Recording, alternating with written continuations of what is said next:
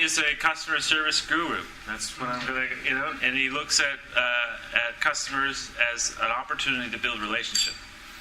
And through that, he has created his local PR company. And I'm excited to hear what you have to share with us today. Come on up.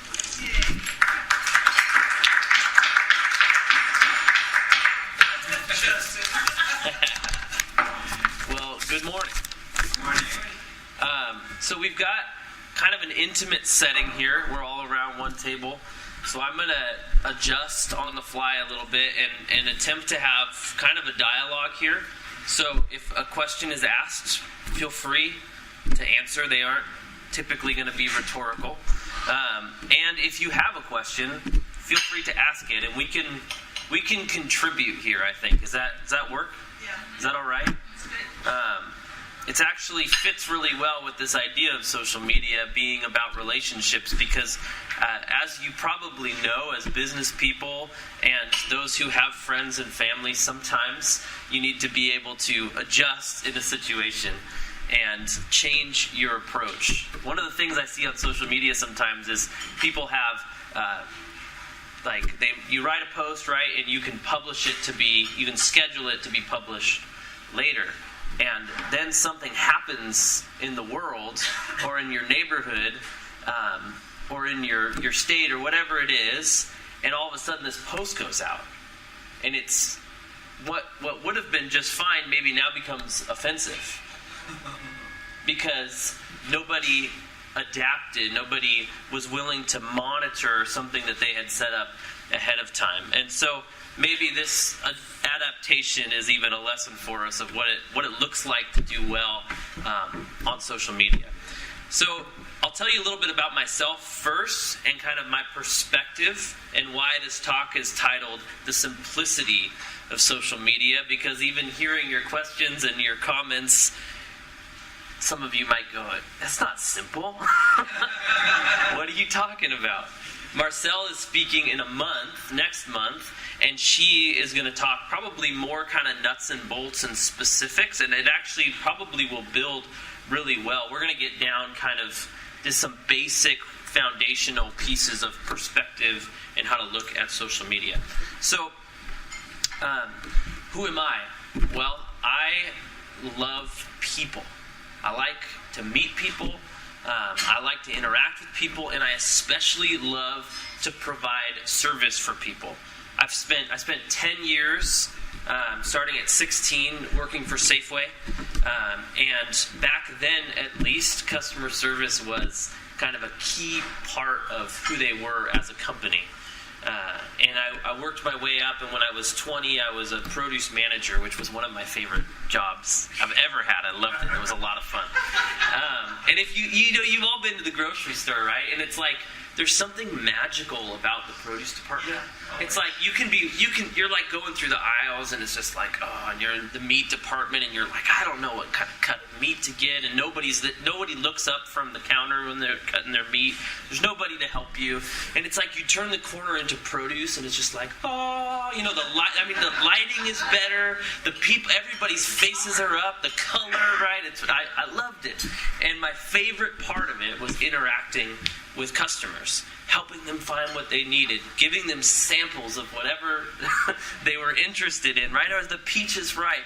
Well, let's try them. Here, let me get my knife. We'll cut them open, give you a taste. Like, I love that kind of stuff, and I really grew to enjoy interacting with people and providing them the service that they are looking for. I worked there for 10 years. I started my own business, a home service business, Snow King Carpet and Upholstery Cleaning, which my former partner now runs and is continuing to grow and do well. And the same thing, interacting with individuals, this time in their home. And I found this love of providing people with exactly what they want, hearing their needs, and being able to meet those expectations or exceed them, hopefully. Now, I primarily am a pastor of a church, right? Which might be strange. Why is this pastor of a church here talking to us about social media? Well, I'll tell you what, I tell this to my colleagues often. I'll say, I learned more about how to care for people and how to help people in their life from 10 years of working in retail than I did from my years of school, learning about how to pastor and learning about theology and this type of stuff. And so, in a sense, what I do now is perhaps the most engaged I've been with individuals and helping them and provide the meeting of their needs and what they have. And I do that when I talk in front of them on a weekly basis, and I do that one-on-one all of the time. So that's a little of my background.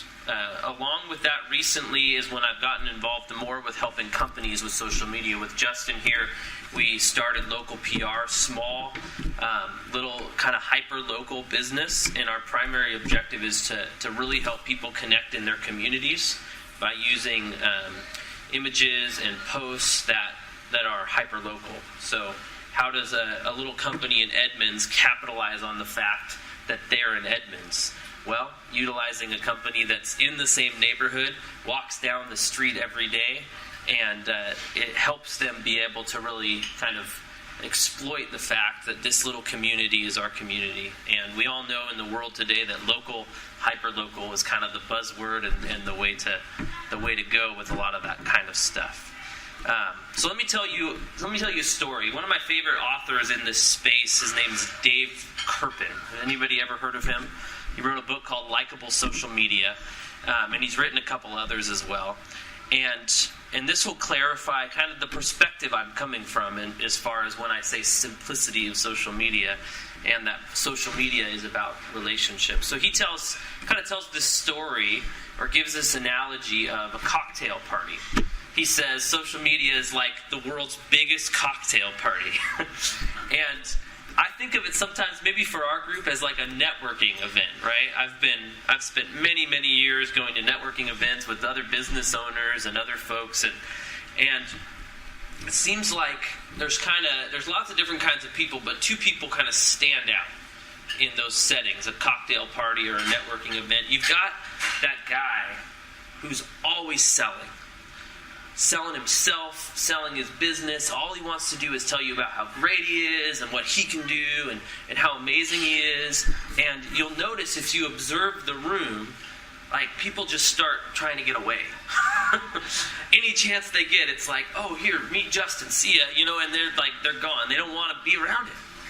And then the other person that kind of sticks out is the person that is actually interested in you. Wants to hear your story, asks questions. When she does talk, she has something to say that's meaningful, a story that makes you want to listen. And you'll notice, if you observe the room, that people move towards that person. They want to be around her. And social media is really the same thing. It's all about, what kind of person are you going to be? How are people going to perceive you? And are they going to be drawn to you or drawn away from you? And so it's a lot more like real life than we probably think sometimes. One example would be the individual or the business that's always posting about their successes. Look what we did. We got this award, or a retweet of, somebody else. It's all about them. And you can see it really quickly if you go to one of their pages. Every post.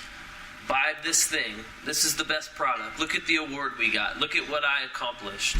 Versus that company or that individual that tells other people's stories, that touts other successes, that's willing to post something about another local business or another company that provides an excellent service. Those are the kinds of people we want to hear from and we want to be engaged with. So how many of you actually manage a social media presence for a company maybe? Okay. You have your own company. Sort of. It's evolving. Okay. Yeah, and that's perfect, right? So how should we evolve it? Well, this is where that intersection of social media and real life come in. So as you're thinking about, what do I post? I would encourage you to consider, what do people want to hear? And if you're familiar with the author Stephen Covey, he talks about in the 7 Habits of Highly Effective People, he talks about this idea of listen, how does he say it? Seek first to understand before being understood. This is the concept of listening well and understanding your audience. And this applies to social media. Have you ever thought about listening to people on social media before you post something as a business? Now, Twitter makes this very easy. Facebook, you can do it. It's not quite as easy, but you can search. I used to do this when I owned my carpet cleaning business. I would go into Twitter and I would kind of set it the parameters within, like, locally where I am, and I'd search hashtag carpet cleaning or hashtag carpets, and I'd just read people's posts, and I would learn what their challenges were, what they hated about the last guy that came and cleaned their carpets, because they'd write some tweet about it, and they'd have the word carpet cleaning in there, or they'd say hashtag carpet cleaner or whatever, and I could see, oh man, that really bothered them when the carpet cleaner left and scratched their wall with his hose or whatever it is, which helped me make sure I was taking care of my clients well. It also gave me an opportunity to solve people's problems. Somebody had tweeted this question about how to clean a stain from their carpet. Well, they weren't even in the range of where I would go service. But I was able, as my company, to respond to their tweet and answer their question for them. See, those are the kinds of things that make people want to connect with you as a business, because you're likable, you're approachable, you're willing to help even when it doesn't have an immediate financial benefit for you. Is this making any sense to you guys? Yeah. And it is simple, isn't it? It is simple. Yeah, but one of the things about this idea of simplicity is simplicity doesn't always mean that anybody can just do it and succeed immediately, right? I just heard, is it Lisa? I just heard Lisa telling a story about organization, and she said that if she can teach someone about organization, and so quickly they can go home and do it, right? Because it's fairly simple. The basic principles are simple, but other people, you can explain it to them, and they go home and they're just like, they have no idea what to do. And life is like this. This is why we have business coaches and life coaches and relationship coaches and social media coaches, people that help us along. And with coaching, hopefully you're being helped along and given tools so that you can do it, as you're able to, and utilize professionals then maybe to maximize that idea or maximize your reach to your audience. So I want to give you guys a couple strategies, and then some tips on how to kind of measure results and know even if you're being successful. And then let's have a little conversation about whether or not this even matters, or whether or not it's even something worth doing. And then we'll do some Q&A. So I think I finished my story for you guys. This part I left out. When I was young, I was, I think this was on my bio, but when I was young, I started delivering papers with my brother. And I've got a brother that's 3 years older than I am, and so we actually had a monopoly on newspapers in our neighborhood, Times and Herald. We delivered them both. We had it down. And so, but we learned pretty quickly, at a young age, I learned that there was something about connecting with people, right? Like, if people liked me as a 12-year-old kid, and they enjoyed me showing up at their house with their newspaper or to collect the money, I tended to get bigger tips. And I learned that at a young age, and I thought, man, there's something about this whole, like, connecting with people and having people like you, right? And I know that sounds selfish and manipulative, and maybe it is, I don't really know. But it served me well in life, and I think in general, that's kind of a rule of life. Like, if other people like you, you're going to be more successful. Maybe you've heard the term emotional intelligence, right? If you have the ability to recognize what people are thinking and how they're feeling, then you can connect with them. And it really benefits you, but it benefits everybody. So I learned this at a young age, and this has kind of followed me through my different careers and things that I've done, even now to incorporating social media into that. So I want to start you off with a simple, effective strategy. All right? This is not going to be like astonishing to you, because it's going to make a lot of sense with what I've already been saying. But when you go to post for your business, stop and take a moment to listen to what people might want to hear you say. So you're a personal trainer. Do a search. See what people are struggling with their exercises. Right? Like, you could do a hashtag home fitness or something like that. Find a way to hear what people are saying about what you're good at and what you know. And then respond to what you're hearing. So you write your post. Maybe it's a question. Maybe it's a personal story that somebody can take and learn from. Write your post, and then don't hit send. Don't hit the button. Wait for a second. Read it again. Consider how someone else might read it. What's not being communicated? What's lost without the face-to-face interaction? Because a lot is lost. Think about, how would I hear this? If you're like me, you have your wife read it. Because she usually is more intuitive than me. So think about it. What is this saying to my potential client or to somebody that I'm trying to help? How are they hearing this? And then, if it's beneficial, if it's engaging, go ahead and post it. Because the goal when posting, it's about building relationships. It's about engagement, which I'll define in just a second. And it's about storytelling. You see, if we can think about social media in this kind of way, like we do with one-on-one relationships, it becomes something that's intuitive and not burdensome. Right? It becomes something that's natural and not frustrating. It gets easier. It gets easier. So what do I mean when I say engagement? Well, engagement is about getting response, ultimately. And you all know what it means to get a like, right? Right? And getting someone to like something is great. It's great. That's a good start. It's not really going to be beneficial for you, or as beneficial as if you can engage someone to the point of commenting on what you've shared, or sharing to others what you've shared, or retweet, or a share.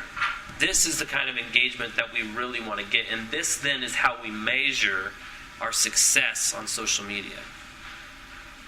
Is it connecting with people? Does it draw them in? Is it getting likes? Okay, that's good. But what about a comment or a share? And how do we navigate that? Now, there's ways to maximize those kinds of things, like the time of day you're posting, which is getting a little bit more kind of up here. And I don't know if you're going to hit any of that kind. Are you hitting any of that kind of stuff next week? Facebook makes this really easy. You click on the little insights button. I'll just explain it quickly, and you can see on there who's seeing your posts, and what time your posts are posted. And with 15 minutes probably, you could sit down and look at some charts and look at some graphs and realize, oh, when I post something at 7 o'clock in the morning, when people are first getting up, it gets a way higher reach. Reach is like how many people see it, right? versus when I post something at 2 o'clock in the afternoon when everyone's buried at their desk at work, right? Or 6:30 in the evening when people have just sat down for dinner, like whatever it is. You can measure that very quickly and make adjustments as to what times you post. But our main means of measuring results becomes really the comments and the shares. Reach, it's good to reach a lot of people. What if no one's engaging? Might not be that effective. It's good to get likes. That's helpful. But not as helpful as the comments and the shares. You can also see different age groups and when they're engaging. So if you understand your demographics, you can see, people 54 and older, they might be seeing at a different time than folks that are, 18 to 28 or whatever it is. And so Facebook makes that really easy, probably the easiest. Are there any other platforms that you found to be easy to read that kind of stuff? Facebook's the best one, yeah, I think so too. And it's probably intuitive then that, some of that information might translate. When you've posted something like a link to a website or a picture or whatever it is, you can, right underneath it on your business page, you can click on it and you'll see, this little thing will open up, right? And you'll see your reach, you'll see your likes, shares, comments, and you'll see like clicks on the image or on the link. And so you can see how many people have actually followed that on. And then you can also, depending on the back end and kind of on your website, you can also see where people are coming from on that side as well. For a business and an individual, in the sense that if your motivation is not simply to sell something, but to provide something for others, whether that's a story or whether that's asking good questions or whether that's a picture of your dog or, when even around the table you heard people say what they love about social media, sometimes it's just something that's lighthearted and cute that takes their mind off of all of the stuff. And so you can do that as an individual and you can help somebody else to have a better day or to smile. Just like in real life, when you approach somebody by saying something pleasant to them, you might change their day. And social media can feel impersonal, but when we are on it and we're looking at it, like those are real emotions that we're having. And so if everything we see is just makes you want to hang your head and cry, right? Like when you come across something that makes you smile, like that's a real emotion that you're evoking from another person. And you can do that as an individual as well as a business. I think it kind of comes down to what's our motivation. Is it simply to make ourselves look good? Or is it to offer something to somebody else? And that applies whether it's just you or whether it's your company. Your audience, certain audiences, you can reach better from different mediums. And so that's probably more of kind of an individualized question based on what you do and who you're trying to reach. Facebook, in general, is it's the largest and has the most diversity in demographic. But if you're selling to like a certain type of person, it's possible that like Pinterest or Instagram or even Snapchat could become a good tool.